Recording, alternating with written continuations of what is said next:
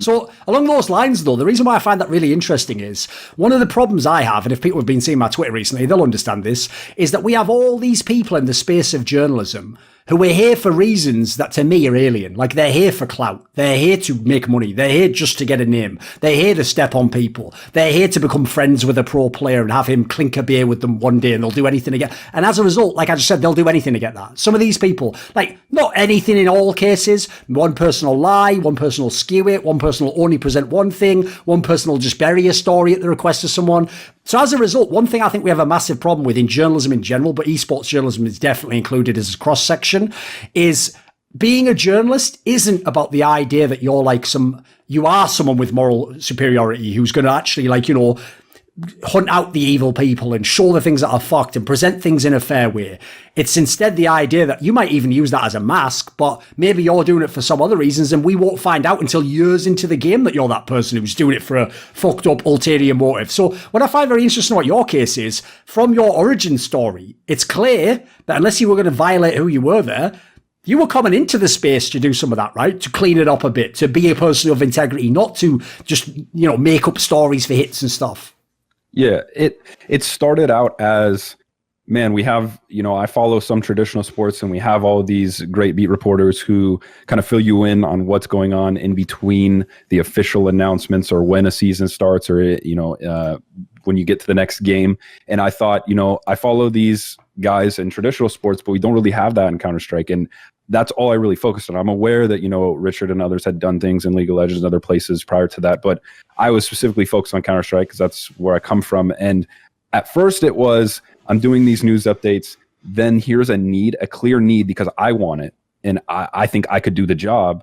And then it quickly transformed into, and this kind of tied into the moment where Richard had accepted the position at E-League and he wasn't going to be doing nearly as much reporting, if at all, right. That I went, not only does he need help, and is there still a clear need with him here? If he's going to do that for a couple of years, who's going to do anything when it comes to moral standards? Who's going to do that job and more that is absolutely necessary? Still necessary today, by the way, even with me, if I hadn't have moved on by now, it's still necessary. And even then, that it quickly became that. I never was someone who really valued anything other than, because I typically just, the only kind of journalism I really focused on in the first place was sports related. I didn't really put a lot of value into investigative journalism. I mean, there's famous stories here and there, of course, that I value throughout history, but it quickly turned into that, and I quickly gained the respect for that, and it quickly became the number one motivating factor and a priority,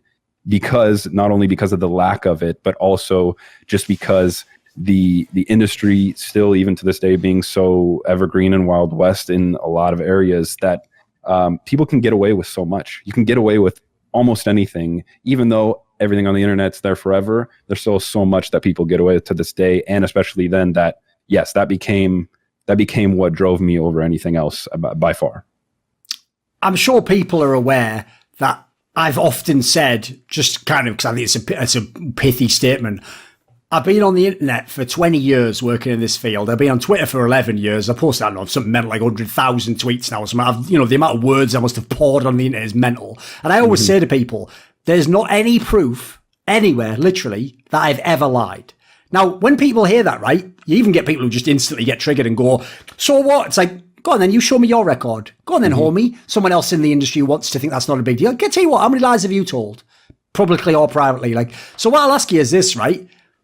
Why is integrity a big deal? Because a lot of people don't seem to think it is, mate. They seem to almost think it's like, it'd be nice, but to get by, you got to do what you got to do, haven't you?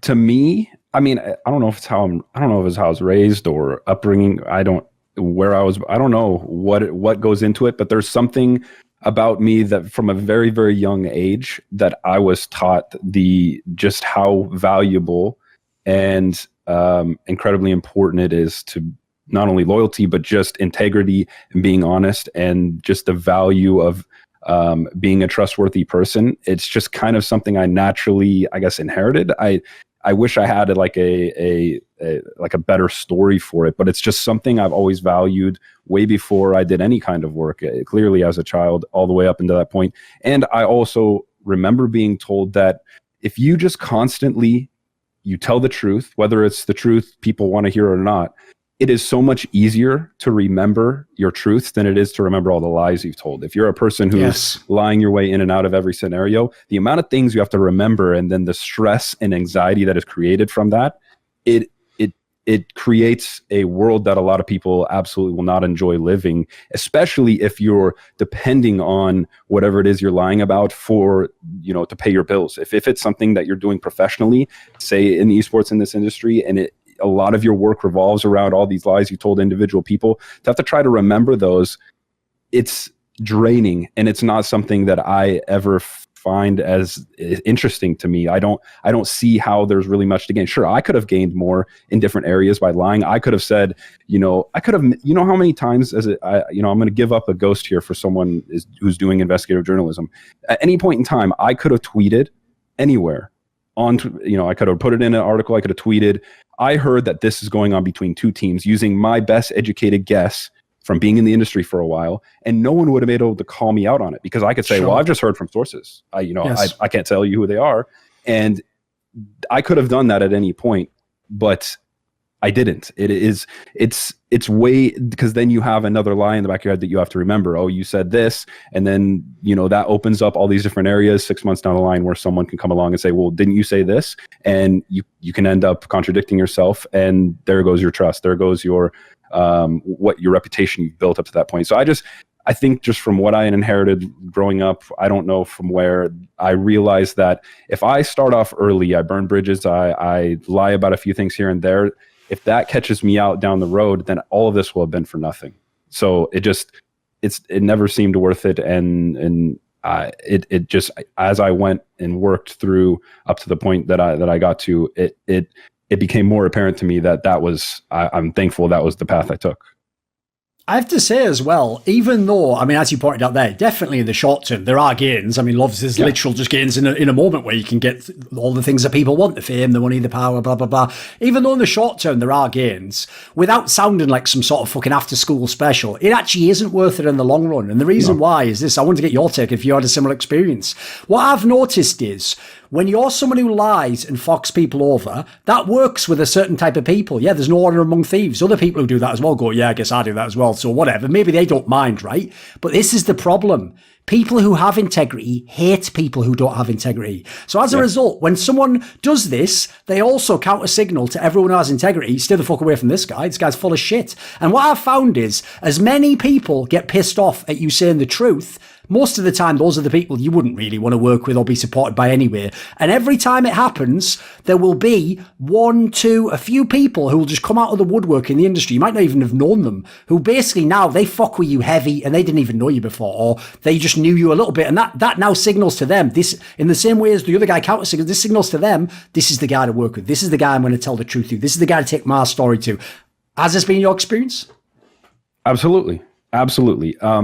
Especially now that I'm early on in the stages of this player agent thing, the amount of people I've spoken with, whether it be players or whoever else, members of organizations, the amount of people that have come to me and said, I normally wouldn't have taken this call, or I normally wouldn't have responded to you, but just through the years of being told by other people and just realizing over a significant amount of time that you were a trustworthy, helpful person with integrity, the amount of doors that's opened without me having to do the typical agent thing, or especially even when I was working as a journalist, the amount of people that were willing to discuss with me because they knew that I was someone who had correspondence with someone they know for years, and all of our conversations had always stayed private. Nothing had ever gone to other parties or gone public. The amount of doors that open by playing that long game, there's a common term that's mentioned when people are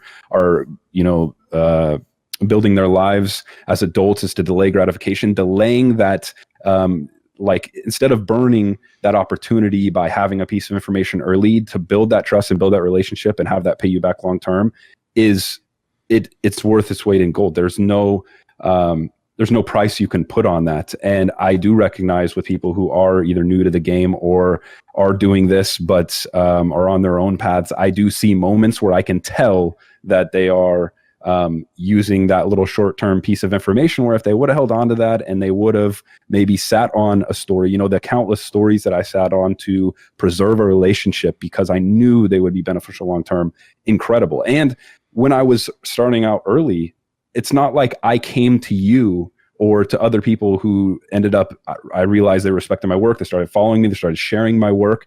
It wasn't like I went to every single one of them and say, hey, can you please follow me? Hey, can you please acknowledge my work? Yes, the only person that I ever talked to was Richard, because I gave him information on something that I had found. And then that parlayed into me asking him for a few pointers here and there. Other than that, everyone naturally came across my work. And then the word spread that I was a trustworthy person with an integrity. And that's how it ended up getting to the point where my work sustained itself. When I would something would get posted on Reddit, it would get traction. It would get support from people in the industry. So it is, out of anything else, I would say the number one proponent to what I feel helped my work be successful was playing that long-term game and having integrity and realizing myself how valuable it can be to be that person for everyone, for anyone that wants, you know, an outlet for something like that. Absolutely.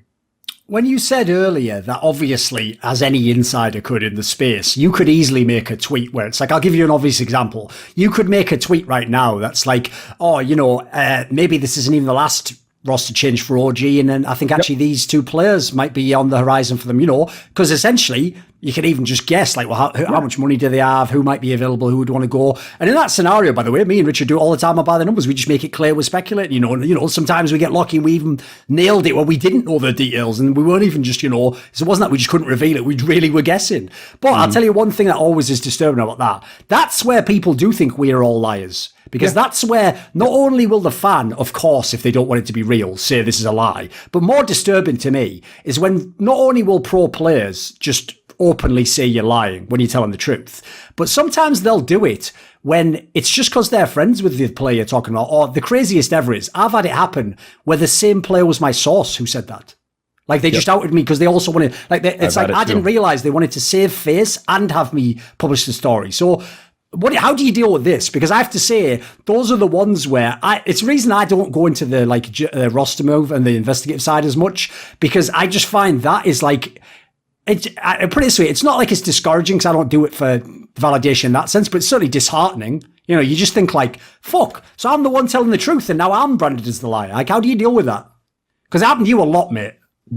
Even the other shitter journalists used to claim it all the time.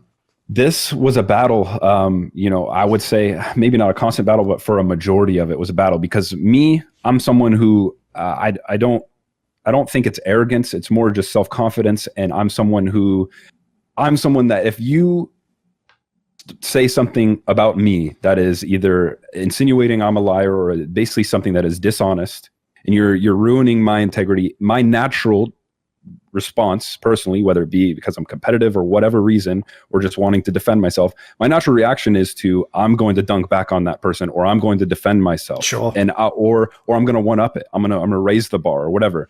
But the battle I had with myself, which parlays back into what I said about playing the long game, I realized early on, one of the first times it happened, I don't know if it was a player or someone in the organization, whoever, saying that this is 100% false. And it was the person that actually told me. It was like, okay, my natural reaction here is, I don't want to burn the source, but my natural reaction here is to like, I have to stand up for myself. I don't let that happen. Like, why am I going to let this person ruin my reputation, the small reputation I have that I've built this far? You know, this could crush me, right? And I had to have that battle of, okay, do you play the long game here? Or do you crush this person? They're never going to be your source again, even though they publicly denied this. And it's like, do I stand up for myself and decide, you know what, I don't even want them as a source if they're going to do that kind of thing to me? Or do I realize if I just play the game, I let them publicly, you know, make me look like an idiot here, but I know deep down that I was publishing factual information, and we just roll with it. And maybe that person eventually they realize they owe me one because they had to do that. So it was a battle. I could tell you, I'd be lying if I said it wasn't difficult on multiple occasions for several years, but I forced myself inevitably to play that long game. And I guess you could call it pander a little bit to people, which was against my traditional the way I would normally want to do things, the normally way I would want to do things, because I wasn't, and I'm still not in this industry to be friends with these players, be best friends. You know, if that just somehow naturally happens, okay, but I was never in it to go to the press rooms. Every single press room I go in where these people, these journalists get a press pass, and they're there with jerseys, they're there with all kinds of things, to have them signed, to chat them up, to ask them if they can get into the after party, to take pictures with these professional players when they're supposed to be interviewing them. I was never that person. I'm not just saying that to sound cool or to clown on those people, even though they are clowns. I specifically was here just to do the job. And I realized the only way I'm going to be better at this job, I'm going to have more sources, the way I'm going to become better and increase the amount of awareness and people who are reading my articles and watching videos or whatever it might be that I'm producing, I have to play that long game. Because if I go out and defend myself in every single one and I'm combative with everyone, even though it would make me feel better short-term or long-term, I have to play the game. And so I realized that as much as I do it for passion and things like that, there is some of it that comes down to just playing that game and having to realize, okay, you know what, I'm going to have to let the audience decide if, you know, they're going to side with the player or not. And most of the time, you know, they just immediately do, and that's fine. And I think that was the right move. I do think that was the right play, and it would be cool, right? It would be cool, and it's a better story to be like, you know, oh, he never ever once let anyone, you know, lie about him publicly and say that, and he always defended himself. But I don't think that's realistic. I don't think it would have worked out as easily, and I think I would have limited my options. And because there were people that did have to, you know, they told me, okay, I just gave you this information, you published this, but I'm going to have to say something publicly that's the opposite, just for whatever reason. I'm going to have to do this. They would tell me, and I would say, okay, you told me ahead of time, you can go ahead and do it. I'll bite this bullet. I'll look like the idiot, and you know, hopefully that'll play off long term, and you can be a valuable asset to me moving forward. And they, most of the time, there were times where people just told me one thing, clowned me, and then never helped me again. But I guess it's just the price you pay when you're playing the game. But overall, it was a battle. It was an absolute battle, and something that it's not easy to do. Even recently, it was never easy. Another thing as well, which is when you said there that you've had to like sit on stories or there's things you couldn't publish.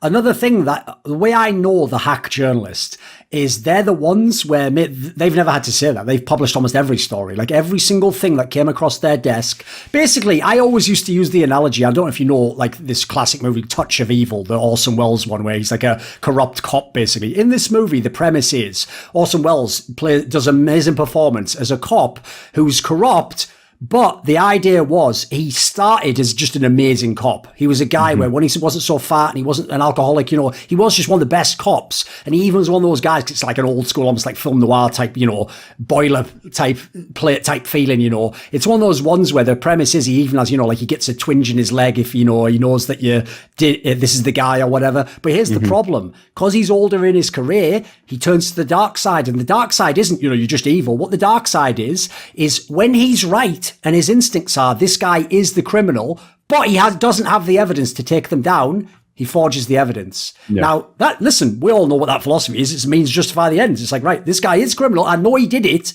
but I don't actually have, like, you know, the fingerprints, the gun, whatever it might be, but I'm just going to put him away because it's the right thing. Now, obviously, the problem with that is the second that you ever like do it where you're not 100%, like, you're fucked, right? But what people wouldn't know is there are a lot of journalists in esports where they had a story like that. They had the one source, or they had like the beginnings of the story, and they knew this, it's got to at least be 85% true.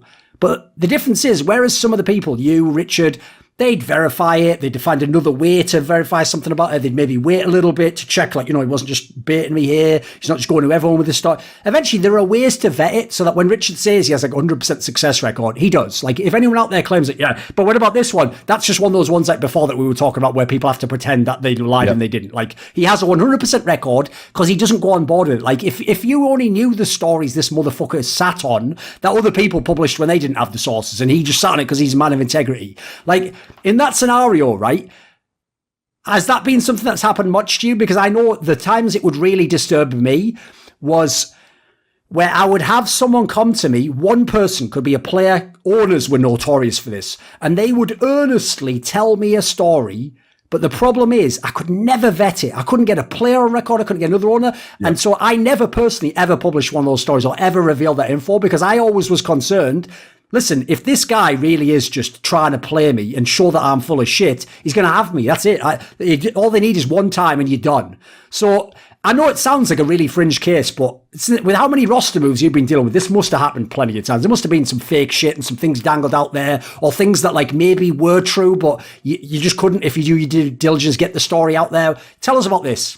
Yeah, it's every week thing. Absolutely. The amount of times, like I'll say this, there was maybe in the past, like since I started doing this, we're talking what, early 2016, we're talking, I would say less than 5 roster moves that are actually within the top, I don't know, 20, 30 teams for whatever time period, that a roster move was published by another journalist or it became public, like known by the organization put it out there, that I didn't at least hear from one person. But since my standard was to never, and here's the thing, I, like, as you mentioned at the beginning, even though I left I became an engineer and then I left, realized it's not something I wanted to do. And even though that is somewhat my background, I didn't really have any kind of background when it comes to doing anything similar to investigative journalism. And I don't consider the roster move stuff hard work or something that deserves a lot of praise, not at all, if I'm honest. However, I realized early on, and I'm thankful, I think I would have already kind of had this, but it helped early on when talking to Richard, when I realized, hey, I don't just want to do these news updates, I want to do more. And I was lucky enough to get that conversation with him. I asked him, I said, well, what do you do in a situation like this? Because I've had people since that video blew up that tell me, oh, I heard this. Like, when does it really make sense? And something else that I also benefited from was right then the first website that I wrote for, which isn't around now, Slingshot Esports. There were 2 very, very smart individuals there when it comes to journalism. And so I would say the combination of that and having that conversation with Richard helped me feel confident that the right way to do things is to really prioritize process over getting the story, or even further down the line, how many people see the article or the report. Having that, which I think I would have developed that, it might have been a few hurdles. I might have made a few more mistakes. I guarantee you I would have. Prioritizing that first really helped to where I didn't get caught up in those situations, but absolutely did.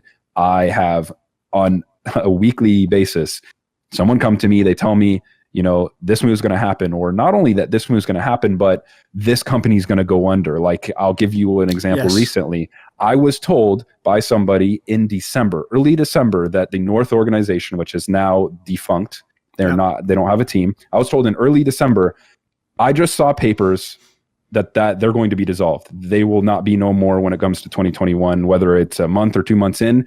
They said, I guarantee you, I have seen the papers. And so at that point in time, let's say that I really trusted that source. It could have been, a high likelihood that I could have published that they're gone. It's coming soon. And I even, hearing that information, I went to the organization and said, here's what I've heard, or people that I knew around that organization. And I informed them. And they didn't even know. Thus, I still could have, even with that information, put that out there. And I would have been very confident to do so based on who told me. However, you didn't see me do it. You didn't see me publish that report. It would have been a big report. I did not put that out there because I could not find, I could not find those papers. I could not get my hands on them, nor could I get a independent, which means not someone with Inside North. I mean, someone completely unrelated that I know for a fact that these people don't talk. These people are not business partners. An independent person to confirm that information before I was willing to go with it, which is why I can confidently say that there's nothing I reported at the time of reporting that was ever inaccurate. No one will ever find evidence, and I encourage people to try to find it if they believe that isn't true. And I have on several occasions encouraged people to do so. But yes, I always had situations like that, and that's a prime example of a very, very recent one where it would have made sense to do so, and I could have. And there's times where I say I can just tell based on my knowledge of the game, my knowledge of the people involved in a project or whatever is going on when it comes to a roster move or anything in between, where I just know this is going to happen. I know these 2 players. I know the guys on these team. I know this coach or whatever. I know they're going to go for this guy. I've heard from one person, but you have to prioritize process if you're going to do that or work that job. If you don't, there will inevitably be a situation, which we've seen from time to time, where people get a little too ahead of themselves and they get caught out. where other journalists in this space will absolutely come out publicly and say, this was not true, what they said. And you're going to have to go with those guys over the newer journalists who didn't kind of follow that process. But yeah, all the time is something that happens.